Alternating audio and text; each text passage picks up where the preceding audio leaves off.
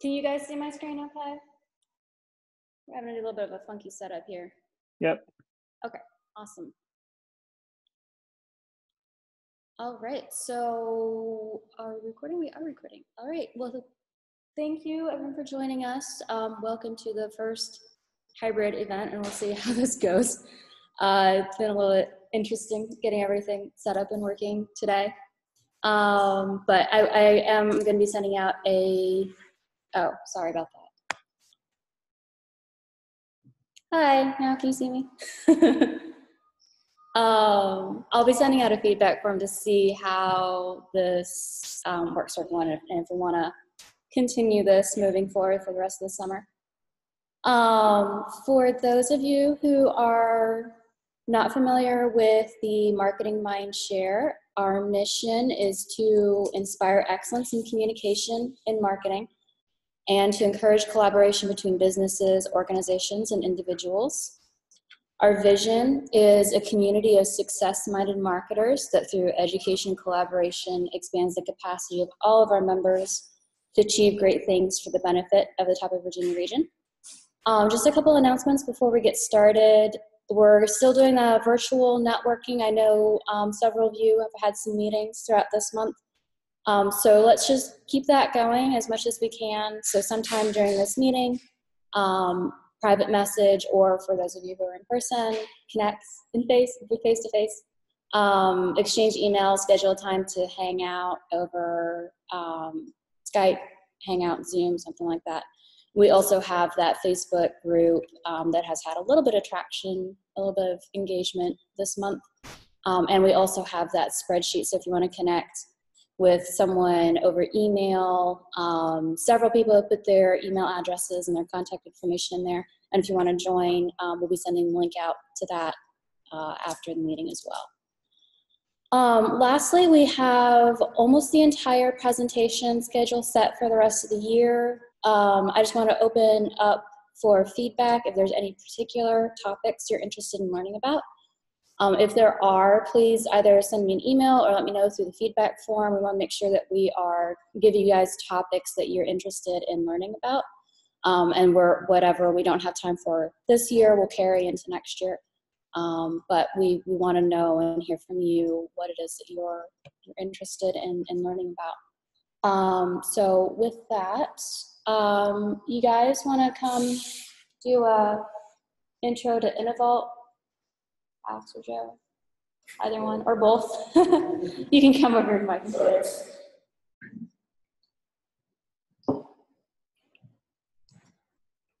You can just go ahead and pop over there. Hi, everybody. Justin's here, Andy's here, Ashley's here, Karen's here, Jeremy's here. Look at all my friends here. Welcome to Innovault. We're thrilled to have the Marketing Mindshare group here. Hopefully this will be something we do regularly if we pass the audition here today. So if you haven't heard, I know some of you are familiar with Innovault. If you haven't heard, we are a new co-working community, event space, art gallery, community center.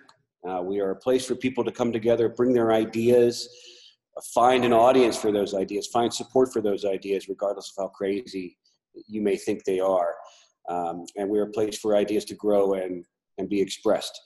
We are a great place for people who are sick of working from home to come in and find a quiet place to make a phone call and sturdy internet and can concentrate while also being in the middle of vibrant Old Town Winchester amidst all the energy that's here. Pre-pandemic, we had planned to be a big event space, and we still plan to be. Of course, that's on hiatus until the conditions allow for that. But we are launching our call for art to get art on our walls from local and regional artists, so that's very exciting. This is a place where entrepreneurs can come and set up shop and make this their business address and get to work and get stuff done. And small teams, maybe 2 or 3 people in a company can work out of this here. We have a great room in the front of the building off of the walking mall here on Loudon Street that is, Exactly, that's where we are right now. It's where we are right now, and this is our flex space where you can pop in, grab a chair, get on the line, and get to work.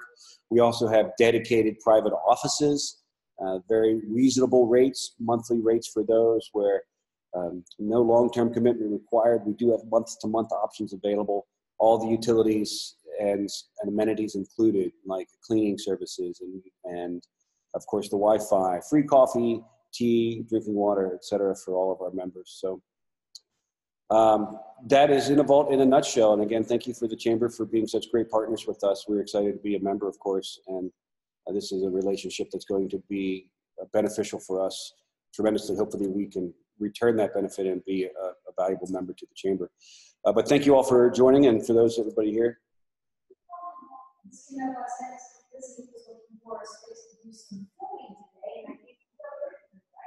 We have a green room. Yeah, we have a room.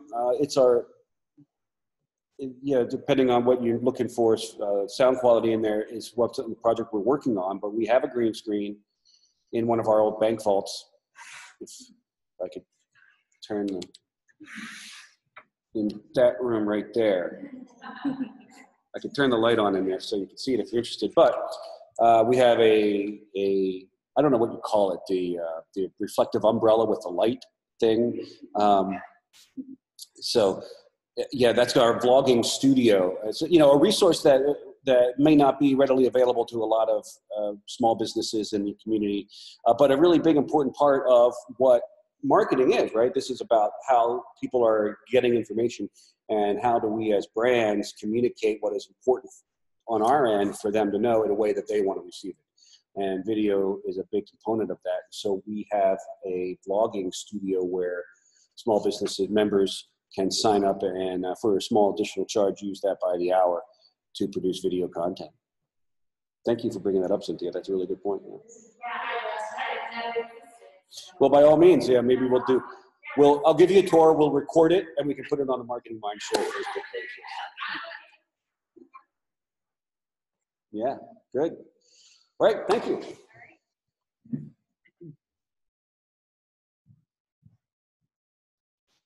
Okay, so we're going to see how this goes with the panel. I was planning on screen sharing, but I'm realizing it's blocking like everyone, all the participants. So for the panel, I'm going to turn off the screen share, but first want to introduce you to everyone. We have Justin Kerns. Justin, you want to wave? Who's the Executive Director of the Winchester-Frederick County Convention Visitors Bureau. We have Andy Gail, who's the Director of Sales and Marketing at LaBerge. Ryan Hall is here with us in person. He's the Marketing Coordinator over at Habitat for Humanity. And Jeremy Shen, who's the Marketing Director at YHB. So I'm going to go ahead and stop sharing my screen. And we'll just go through all of the questions. I'd recommend you click over to gallery view so you can see everyone. You can see all the panelists.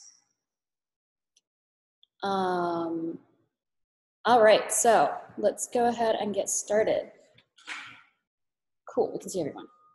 All right, so first question for the panelists. How do you keep your unique brand voice while also answering people's fears and concerns with COVID-19? And related to that, how are you breaking out from the crowd and differentiating yourself from all the other flat marketing out there while still addressing what's going on? And anyone can go ahead and just jump in and start. Or I will call on people. Guys, pivot pretty hard. In the hospitality business, we were on track to have the best March, April, May in history. So LaBerge is 39 years old tomorrow, sometime this week. But we were on track to have a wedding or two every weekend, fully booked, and it went from everything's great to in a matter of a week. One day it felt like everything canceled. It was kind of wild. So Celeste, being the visionary leader she is, decided we had to pivot. How could we do this? How could we keep our guests safe, keep the restaurant open, stay within the legal bounds, and still tell people what we're doing?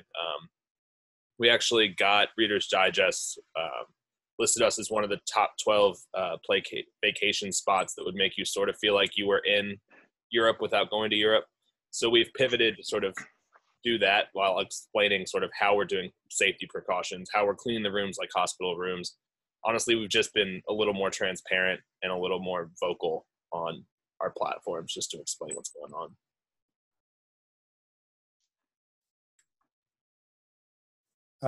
I'll jump in. So from the tourism industry, hey Andy, Ryan, you survived. You're still here. So far, yeah, like Andy was saying, it was you know, it was the most just in the tourism industry, in the hospitality industry, it was the most disorienting, unexpected.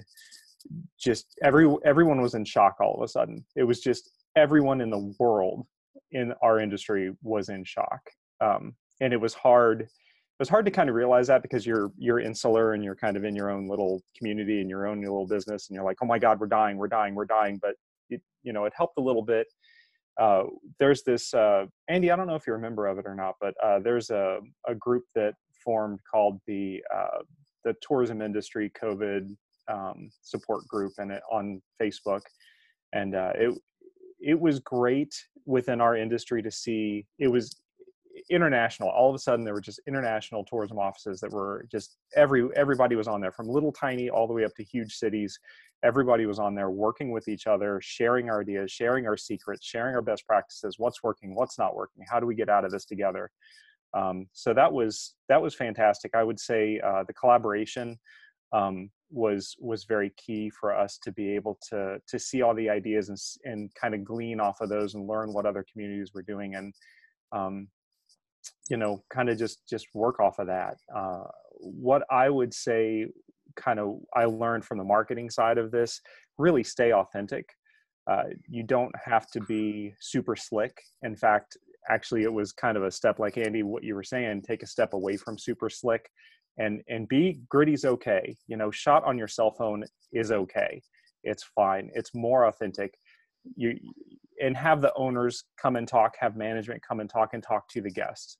That's what we were seeing was really resonating versus something that was like super slick and you could tell it was done in a studio and, they spent, $50 million on this. All of a sudden we need to respond to this. And it came across as tone depth. You guys saw those commercials on TV and you saw those ads that were just kind of like, what are these people? Who are these people talking to? And the ones that really connected were the ones that were the heartfelt, done on a low budget, just, hey, speaking to you, we're in this together. We're in this too, thank you for supporting us if you can, sort of thing. The more humble, the better. Yeah, I'm actually using Rebecca's mic. Can everybody hear me? Okay. I can hear you. Okay, this is fine. Yeah, that way we don't have to keep switching back and forth. The little marketing secret there, right? Yeah, for Blue Ridge Habitat and kind of the nonprofit sector, it was a little bit different because we still needed to serve the public. So whereas our front-facing organization, the Restore, we had to close that down, and just like any other retail location, and we had to figure out a new process there. Many of us on the construction side of the business were still working, and we act as a bank, and so we had to continue to accept mortgage payments and go into the office on a regular basis. And so we didn't have a lot of time to strategize how we were going to work on that. And so what we found is, just to back up Andy and Justin there, it was about being honest. So we were just very truthful about what was happening, and our audience understood. And so understanding your audience was another key point. If you know your audience,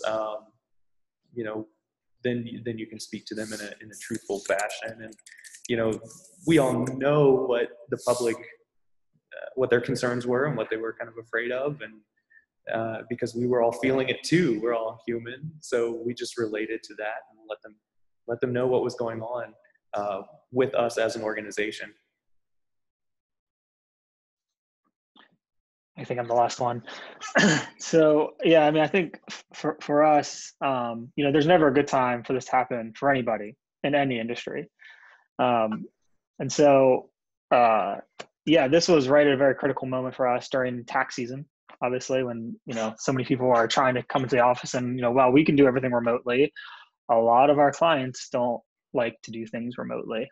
They still like to come in. And so we had to do a lot of training, a lot of quick outreach, and it was just exhaustingly changing quickly with the laws that were changing out. And so we just went into full kind of consulting gear of trying to help our clients that are in the restaurant, the manufacturing, tourism, all of the industries that were just hit on the side of the head with a baseball bat during this. We switched to full gear, trying to help them navigate their way through this with all the tax law changes and all the businesses. Everyone was affected by this. So helping people get through applying for PPP, figuring out payroll, figuring out how they're going to still maintain some type of good internal controls while everyone's at home and you can't see what they're doing and you can't really sign things anymore. So it was complicated, but I think that we would come through. And I think, we talk about, maintaining your brand voice through this. I mean, we try to be very intentional about not speaking to things that we had no role speaking into. We're not doctors. We can't give advice or consulting on what you should and shouldn't do to keep people safe. Like that's not our role. We looked at the laws that were being changed, how it's going to impact your business, and try to put each of our clients in a position to come out of it succeeding. And so we were trying to be very intentional about speaking to the things that we knew about, or at least that we knew about for today, until Congress or the Senate passed something different and changed it, and then we didn't know anything about it anymore. And then I guess the second part of that question, because I'm cheating and have the questions in front of me, was, talking about differentiating yourself and breaking out from the crowd. I mean, I think our mentality is, like Ricky Bobby, if you're not first, you're last. So like we took sort of that statement of we're either going to be first or we are going to be last in some of our communications, because if you're launching it, your messaging and your communication at the same time as everybody else, it's just a lot harder to stand out. No matter how intriguing your title is, your article is, if you're in the mix with everybody, it was just very complicated. And so we took the tactic of we're either going to get right on the front end of it before anybody has anything out, or we're going to wait until the noise calms down and come up with the next step. Because that's, we're guilty of this too. I think that's a lot of our thing, marketing in general, is we get the first message out there and then we don't have a plan for keeping it going, because we put so much effort in that first push and launch. And so we would then take, here's what everybody's saying. Okay, well, here's the holes in it. And then we would come after it. So either we want to be right at the tip of it, right at the tip of the spear, or we want to wait till it calms down a little bit and pick up, kind of fill in the gaps of what other people missed. And so I think that was one tool we used to try and differentiate ourselves, not add to the chaos that all of that was. That's actually a perfect segue into the next question, which is specifically diving into tactics. Were there any new technology or marketing tactics, not necessarily technology, but different things that you tried or implemented because of the pandemic? Specifically, did you shift your marketing to include more digital or more traditional tactics? And what were the results of trying something new? We went both directions. So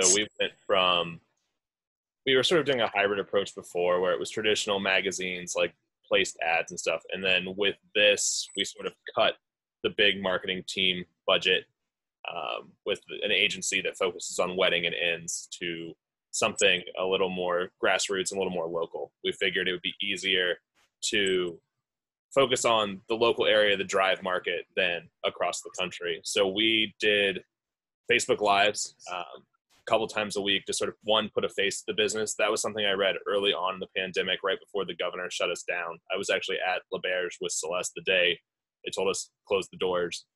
And we were able to keep the inn open, the restaurant shut, but pivoted and said, okay, now we're doing takeout and delivery. So we did a direct mailer, designed the piece, mailed it to zip codes, targeted approach, sent out like 6,000 copies of our menu and some stuff, which I honestly have never done a direct mail piece, thought it was dead, thought it was not worth it, but we saw great results. We saw people come in that had never been in before, people calling to do takeout delivery. And now that the restaurant's open, we have people bringing that menu back and saying, well, we want this. I'm like, well, it's farm to table. We haven't had that in 2 months.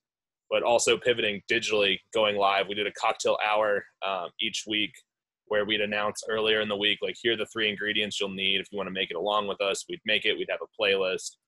we actually had people coming in from Northern Virginia that would order these cocktails. They weren't on our menu just sort of intentionally. That was sort of my little nod to us marketers saying, okay, let's see if people are watching. And if they order this cocktail off the secret menu, then we know they've been engaged on Facebook and all that. And then we've scaled back, and now we're sort of doing a lot of, I've been doing Help a Reporter Out, which has been pretty neat. And we're getting lots of sort of hits off that and getting placements in some national press, which has been pretty cool. So got to do a little the old school and the new school all at once. I would totally mirror what you just said, Andy. I did find a great irony in the whole thing that everyone that I know in the industry, both from the DMO side as well as the hospital, you know, the restaurants and the all the you know, everybody who was still open, all of a sudden cut their print budget. They said, we're not going to do print anymore. Right at the exact same moment where all of a sudden everybody in the world has time to sit at home finally and read print materials. We were sitting at home reading newspaper, like opening up a newspaper and reading a newspaper. We were sitting at home opening up magazines and reading magazines because we actually had time to do it. All of a sudden, everybody had time to read print, and everybody cut print out. So in hindsight, that's one of those hindsight things where I kind of, you know, doing this again, hopefully never, but doing this again, I would kind of jump right into some print, because knowing that people are sitting at home now and they have time to actually read these print publications. That having been said, we saw a lot of digital, same thing what you're saying, Andy, a lot of FaceTime, a lot of, again, back to that first thing, gritty, authentic, just, you know, this is us speaking to you. This is our management speaking to you. This is ownership speaking to you. Hey, let's, this is what we're doing right now. Totally transparent, not hiding anything. You know, this is hard. Thanks for helping us out. And that the Facebook was huge. We don't use Twitter so much, but the Facebook was really big. And something we did was we really jumped up our 360 degree. It wasn't really advertising, but I've got this handy dandy little 360 camera, and I started running around and doing 360 videos, like absolutely everywhere. I think we produced 30 some odd of these things in a month and a half. I just got out of the house and went and did guided tours of places all over the place to get people into wherever it was that they couldn't go and see. And we intentionally didn't do things, we did behind the scenes sort of things. We didn't want to have something recorded where somebody in the future would be able to go, I don't need to go there because I've already done the 360 tour of it. We were doing kind of behind the scenes things where you wouldn't normally be able to see, because we wanted to leave the other, and we were teasing the other experience where you would be able to come in the future. The Hanley Library, Matt was just saying about the Hanley Library. That was really cool. I went up in the dome while everybody else stayed down in the bottom, because they were like, we don't really know what's up there, so you go up there. So I was like, okay, I'll go to the but yeah, we found a lot of success in that.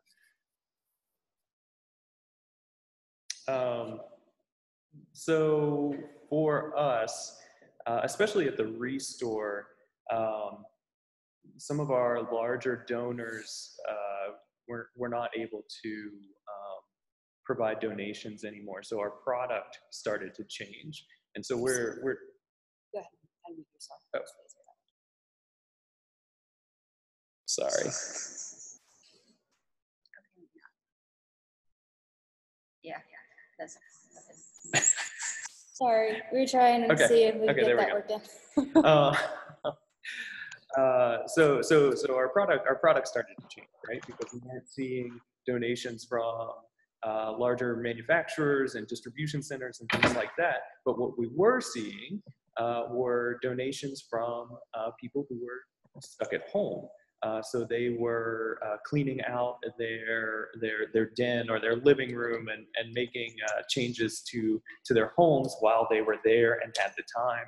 And so because we had different product, we had to market that in a different way. So instead of marketing to folks in the construction world, we started marketing to other people who were looking to make renovations in their homes or refresh their kitchen or their living room or whatever. And so our messaging had to kind of shift. We didn't necessarily change, our media outlet too much. We just kind of changed who we were speaking to and being honest about what was going on and what we had available for our people. So we were able to start to pull in a different audience. And because we were seeing so much, used furniture and cabinetry and things of that nature as well, it started to affect some of our internal policies too, which is another interesting marketing piece when you have to start telling your audience, we have way too many cabinets. Maybe you should send them to somebody else. So it's just little things like that we never could have expected came up, but we didn't necessarily change our media outlets. I will say that we did have more time to regularly post and post on social media in a meaningful way, and there were more people looking at it. So we have seen an uptick in follows and engagements and things of that nature. But it was more about the product than about the channel for us.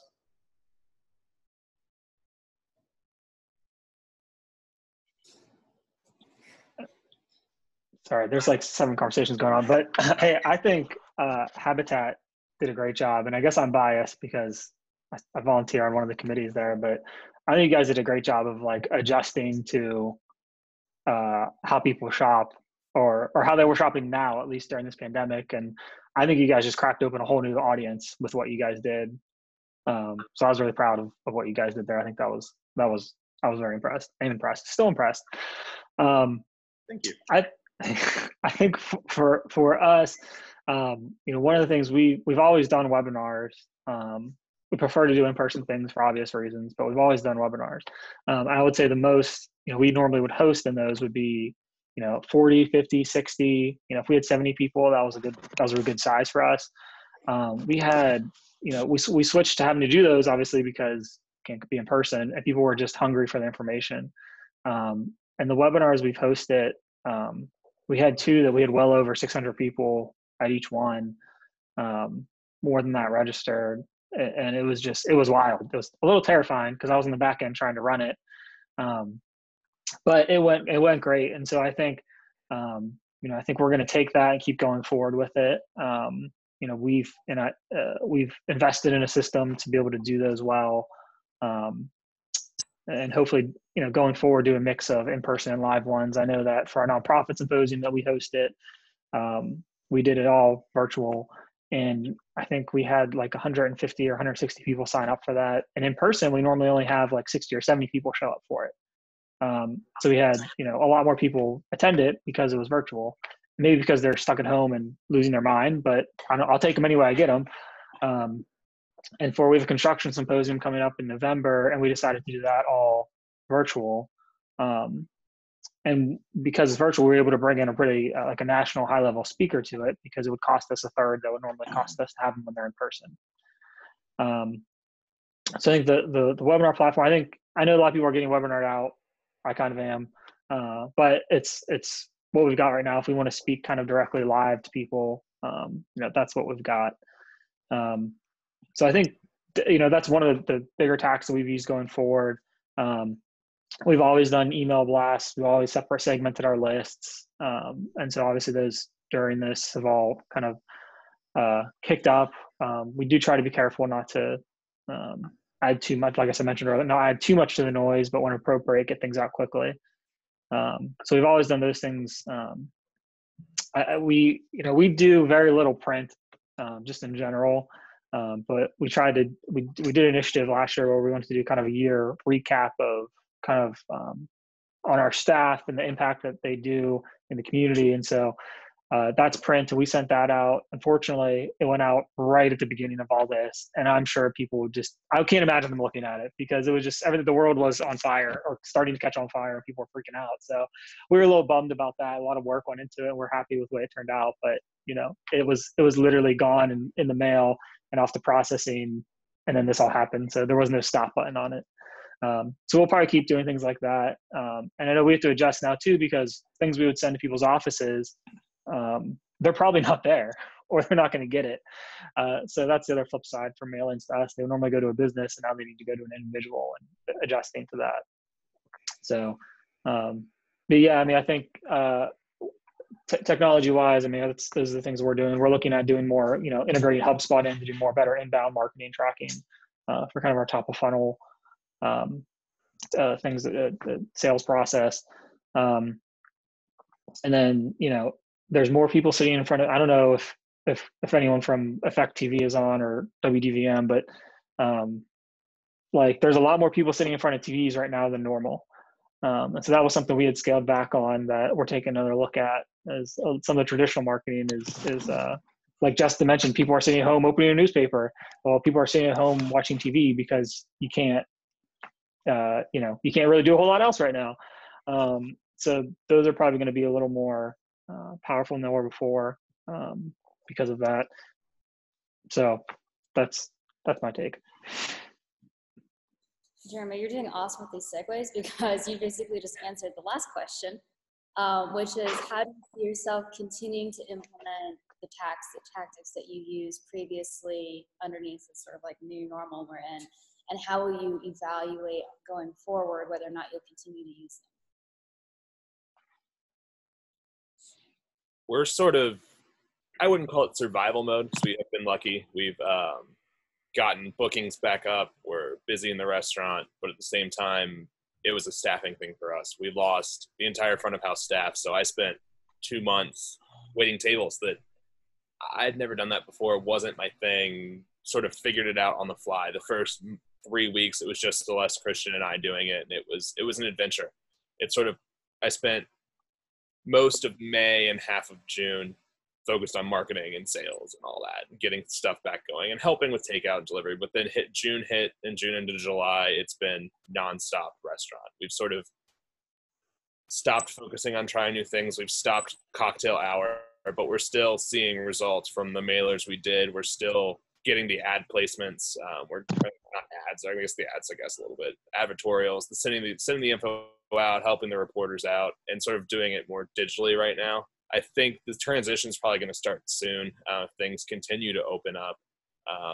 We're getting weddings. We've scaled our focus. We've always been really good at intimate elopements, sort of 75 and under people. Sweet spot was 25. Crashed that down to 10 for a while, and now we're back up where we did a 20-person wedding, socially distanced. On 9 acres, it's pretty easy to do that. We're pretty lucky. But there's things we've had to think about. In the restaurant, when we reopened, we had to do outdoor only. In that case, we had 4 patio tables for the longest time. So we added 4 tables across the front porch, which, in my opinion, if you go to Laverge for 2 people, ask for a front porch table, best view, really cool. But then when it was only outside, we added lawn tables. We did a bunch of extra stuff that we never thought we'd have to do as a fine dining restaurant. Indoors, we took half the tables out to comply with the governor's mandates, and we kind of left it that way. It works. Right now, we can do 2 or 3 turns a night, still make good money. We've brought back the chef's tasting menu. We're trying to get back to normal while still sort of having those physical constraints.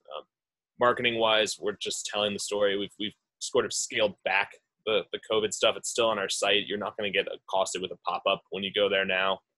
It's sort of talking about, here's what we're doing now, or escape into our messaging sort of targeted towards Northern Virginia, Baltimore, even up into like New York, New Jersey, has been come stay small, stay safe. There's a group of us, local inns and local here as well as around the country, that sort of took this mantle, took this charge and said, look, we're going to do everything we can to differentiate ourselves from those big like hotels and the big groups, the big convention centers. People don't want to go there, but if you can bring a small meeting and rent all of my rooms, you can still meet outside, meet safely inside, just do it a little differently. So we're just sort of trying to position us and sort of frame the narrative around, look, we're being safe, we're taking all those proper precautions. Come out, have a little bit of sense of normalcy, escape the city, escape the corona hotbeds. And Clark County's been really lucky. We're at under 100 cases this whole time. So we've sort of been like, hey, we're doing the right precautions. We're on 9 acres. We can do it. So it's really, we've just got our faces out there. We're telling the story, but it's seeming to work. Knock on wood.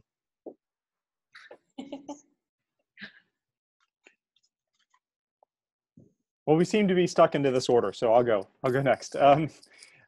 What kind of my takeaway with this, with moving forward, I printed up this whole thing, and I've got it over here, and I kind of look at every once in a while. I printed up the cycle, the cycle of grief and acceptance, the denial, anger, depression, bargaining, acceptance. And I printed up, and I came up with some ideas of how to speak to our audience, to speak to the public for each one of those levels. Like what would be okay during this, because I see and I feel it too, as a person, and see the family of how we're dealing with this and how we're moving kind of forward through this. And there's different ways that you can speak to people that will come across as accepted and good as we go through these different stages. So I think we're kind of in the bargaining or acceptance kind of level now. So we're kind of almost getting into the point where it's okay to be funny. Like you don't want to be that too soon, kind of person, but we're getting to that point now where I think people need to be able to laugh a little bit. It's a razor's edge of how you do it, because if you do it wrong, you're going to get destroyed on social media. But if you do it right, you'll stand out. So I think there's some value to understanding, again, going back to what Ryan had said, really understand your audience. And I had that underlined in bold for this whole thing. Just understand your audience, understand your audience, understand your audience. We all have different audiences we're talking to. The panelists, we have different audiences that we're talking to. And it's critical to understand where they are psychologically, where what you're offering, what your offerings are. And that will direct your messaging. And also a thing that I took out of this on how we're responding is I listen to myself and I listen to my family, and I watch how we interact with ads that are served to us. And I really use us as kind of a litmus test of, how do I feel when I see that ad? I talked to my wife about, how do you feel when you see that ad for so-and-so? And she's like, oh, that's terrible. Or, oh yeah, I get that. Yeah, it's good. So I'm using us as that litmus test, because as marketers, it's really easy for us to get in our little bubbles and we go, okay, we have click-through rates and we have this and we have that and blah, blah, blah, blah, blah. But we don't think about what speaks to us. And we're kind of the best test audience for our marketing. So is our close friends and family. So I use that a lot. And then also, again, knowing your audience and understanding where we are as a community, where we are as a nation, in our healing process and getting through all of our coping. And again, that's been kind of fun. I like to have that up on the wall. It kind of helps guide me and remind me of where we are in this whole situation. And it makes me look forward too, because I know there's more stages where we get better. So. Nice. Yeah. And I think you mentioned offerings, and I think that's really important to take into consideration. As we were, moving through this, like everybody else, we were reevaluating our priorities and reevaluating our processes and identifying some places where we could streamline or build out new things. And so particularly with the Restore, we were able to say, you know what, we're not getting in the large commercial product that we used to get in. So we don't need as much floor space. So we were able to kind of restructure the floor space. We're still doing as much, if not more, in revenue per month. But now we've got extra floor space that we can use for other projects. So we're looking at kind of innovating our entire business plan around the Restore, which is really the biggest end of our funnel, right? Most of the people who interact with Habitat come to us from the Restore first. And so then we're able to kind of pull them into other core things, into more mission-centric opportunities like volunteering and things like that. And so from that end, we were able to say, well, what is this pandemic going to do in the world of housing, especially affordable housing, and what have other pandemics, what kind of effect have they had on affordable housing in other areas? And so from a more academic side of the business, we were able to jump into some research there and look at effects and talk, again, honestly to our constituents about the different things that we can do to help our community, right? And so, again, knowing your audience and knowing where they are in your sales funnel, and really understanding the offerings that you have are pivotal to our success during this time, I think. Question. I figured out Andy's a restaurant, but Jeremy and Justin, what are their businesses? Jeremy is marketing director for YHB CPAs, and you said Justin? Justin's over at the Visitors Bureau. Oh, wow. Visitors Bureau. Yeah. Okay. Sorry, we could sort of hear that question, so don't want to interrupt.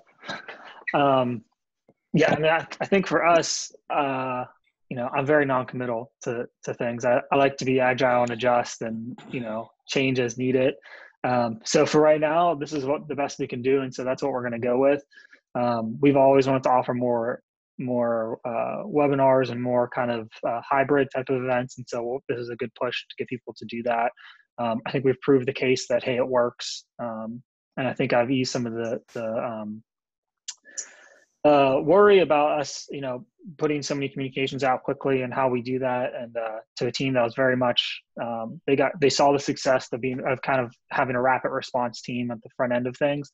For communication, they saw it work, then our clients want it, and so now I think we've got a little bit of a rhythm to keep doing that, and so we'll keep doing that. But hey man, we're marketing people, we're not we're leaders in our organizations, and so we're not gonna, you know, we should not be settling down into anything, because as we saw with COVID-19, we had to the world changed in an instant, and we'll change in an instant too. So right now it's working, we're going with it, but if there's something better, we're gonna chase that too. That's kind of what we do. Or maybe I'm just non-committal, I don't know. Well, I think it's good to not be committal as a marketer personally, especially if you're trying to go after your audience and what your audience wants to hear. Then definitely not being committal to anything except your core messaging. Right, because as soon as we get comfortable, then we know it's going to change. The platform's going to change. You know, it's, you know, whatever. It's not Facebook anymore. It's something else. You know, it's just we just have to, you know, never assume there's a magic bullet, because that's not how it works. Yeah. All right, so we're gonna hop over to discussion questions now. Jeremy, can you hop through with the ones online and copy and paste all the discussion questions in there? Do you have them? I sent them to you. Yep. I'll look them back up. I'll put them in chat right now. I'm chatting to everyone right now, and then Jeremy, if you could copy and paste.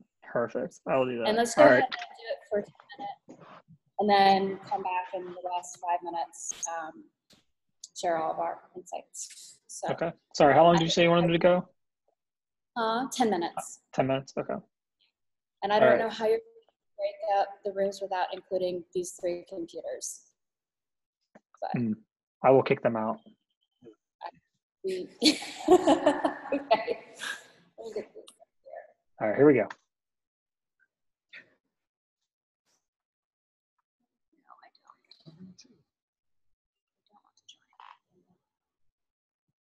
have an option that says later. You can click later. I'm trying to get my mouse. There we go.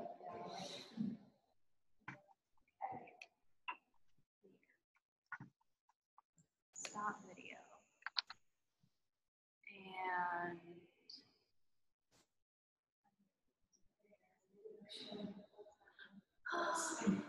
yeah, I was trying to figure out how to stop that from happening, but so now I have this fun thing. There's Jeremy. There's Jeremy.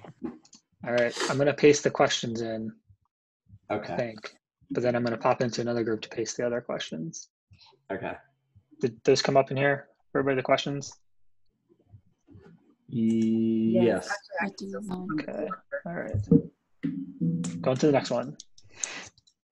I always feel like when everybody's on camera, I'm distracted, like, right? They're talking, and then I'm like, is he sitting in the bed? So I think my biggest takeaway, and what I've always said, and I'm glad that we have some benefit, if you will, to COVID, was the authenticity, right? We just need to be real. Like, we're all here wanting to support each other and help each other. We have products and services. Can't be true. This can't be happening to me or us. So my notes under that are, this was everyone's moment of radio silence. Some were able to stay in the marketplace with messages of shared shock, but very few did it well. Very rarely do I recommend